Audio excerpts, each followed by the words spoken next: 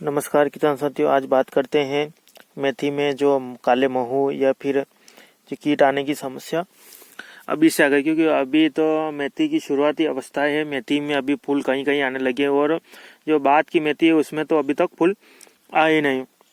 तो ये महू क्या काम करता है और कैसे काम करता है, इसे रोकने के क्या क्या उपाय करते थे, इस बारे में आज पूरी डिटेल में बात करते हैं। वीडियो के अंत तक अवश्य बने रहिए।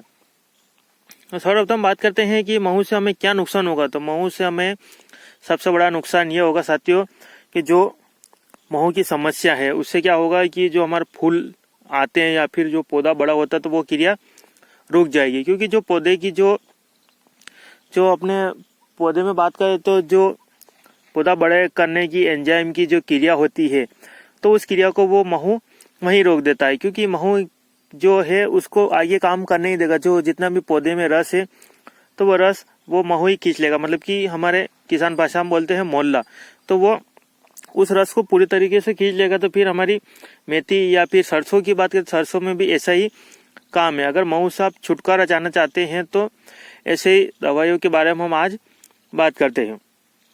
तो सबसे पहले दवाई के बारे में बात करते हैं, तो उसके साथ ही एक और बात करते हैं। अगर महू के बारे में जो दवाई आती है मोनोक्रोटोपास हमारे पास तो है, लेकिन कई कई राज्यों में वो बैन हो चुकी है।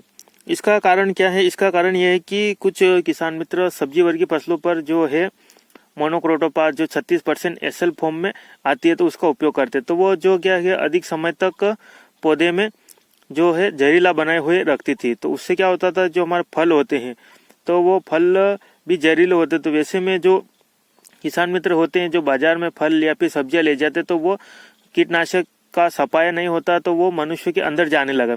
तो इस कारण जो है दवाई वालों ने उसे बंद कर दिया है। तो उसे बंद कर दिया तो उसके बाद क्या हुआ कि कुछ अन्य कंपनियां होती है तो उस कंपनियों ने उस टेक्निकल का जो है चालू कर दिया। तो वो टेक्निकल आपको कुछ ही दुकानों पर मिलेगा या फिर कुछ ही कंपनियों में मिलेगा। क्योंकि ब्रांड कंपनियों में ये मिलना आपको पॉसिबल नहीं। अगर आप दूसरी अन्य कंपनियों की आप उपयोग करें तो उसमें काले महू में ऐसा रिजल्ट आपको नहीं देखने मिला जो मोनोक्रोटोपास से देखने को मिलता है। लेकिन हमने आपको कारण बता ही दिया है कि इसके कारण ये बंद हुई है। तो उस हिसाब से आप इस कंपनी को आपके जो जान वाले हैं या फिर जो किसान साथी है या फिर दुकानदार, तो उन दुकानदारों से आप संपर्क करके मोनोक्रोटोपास 36% एसएल फॉर्म में आती है। एसएल का मतलब होता है सॉलिड लिक्विड, मतलब कि जल में जल्दी घुलनशील वाली दवा है। ये 36% में आती है तो इसका आप उपयोग कर सकते हैं। तो आप जो है आपके जो महू है उस हिसाब से आप डोज को थोड़ा कम ज़्यादा कर सकते हैं। अगर आप डोज की बात करें तो आप 30 से 40 ml प्रति टंकी के हिसाब से आप उपयोग कर सकते हैं। अगर ज़्यादा हो तो आप थोड़ा बढ़ा भी सकते हैं। अगर आपके कम है, महू कहीं कहीं दिखा रहा है तो आप डोज को कम भी कर सकते हैं। इसके साथ ही बात करें जो अभी आपको जो फोटो है वीडियो में आपको बता देंगे कौन कौन सी दवाइयाँ हैं, वो हमने जो एक पैकिंग करके रख रखी है। इसके अलावा बात करें तो मेथी में अभी ग्रोथ करने के लिए तो क्या करें कि मेथी में ग्रोथ तो है लेकिन कहीं कहीं फूल भी दिखने लगे तो आप 1261 का उपयोग कर सकते हैं।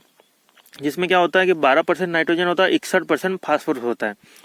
इसका तुलना में आपको फास्फोरस इतनी मात्रा में कहीं मिल ही नहीं सकता। इसका मुख्य कारण है कि ये फास्फोरस के लिए ही 1261 बताया गया है। और 1261 की हम बात करें तो ऐसी आपको और कहीं नहीं मिल सकती कि आप 05234 उपयोग करेंगे या फिर इसके अलावा अगर आप 60-20 उपयोग करेंगे तो उसमें भी आपको रिजल्ट देखने को मिल जाएगा। लेकिन जो अभी पौधा छोटा है उसको नाइट्रोजन की आवश्यकता भी है। तो ऐसे में नाइट्रोजन के लिए 12% मिल जाएगा और आपको फास्फोरस 61% मिल जाएगा। इसके साथ ही बात करें तो काली मस्सी की समस्या भी अभी देखने को मिल रही है। क्योंकि मेथी में कहीं कहीं काली मस्सी आने लगी है। तो काली मस्सी के लिए आप कार्बेंडिजम मैनकोजेब ले सकते हैं। कार्बेंडिजम 12%, मैनकोजेब 64% या फिर 63% वाला आता है, या फिर मेटालेक्सिल मैनकोजेब वाला भी आप उपयोग कर सकते हैं। जो आपको समय से उपलब्ध हो जाए उसका आप उपयोग कर सकते हैं।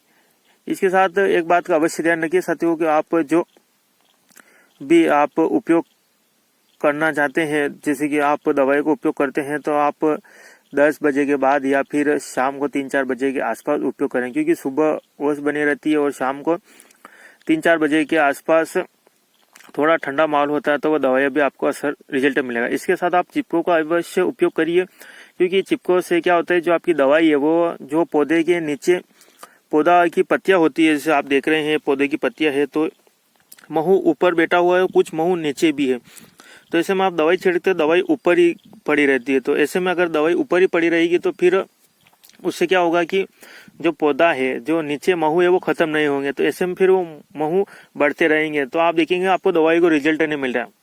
ऐसे हम चिपको का उपयोग करें तो चिपको में दवाई जो है चारों तरफ फैलेगी, तो उससे क्या होगा, जैसे ही दवाई चारों तरफ फैलेगी तो उससे आपको रिजल्ट अच्छा देखने को मिल सकता है। और किसान तो अगर आप जो है फूलों के लिए या फिर कुछ टॉनिक होनिक उपयोग करना चाहते हैं तो आप उपयोग न करें, क्योंकि ऐसे में क्या होगा, अगर मेथी बढ़वा ले लेगी तो आपको नुकसान हो सकता है। अगर आप फूल आ गए हैं उस समय आप उपयोग भी करना चाहते हैं तो आप बढ़वाल वाले जिब्रेलिक एसिड वाले टॉनिकों का उपयोग न करें। आप उपयोग करना चाहते हैं तो फेंटेक प्लस एमिनो बेस वाले आप इसाबीन ऐसे कोई से भी टॉनिक का आप उपयोग कर सकते हैं।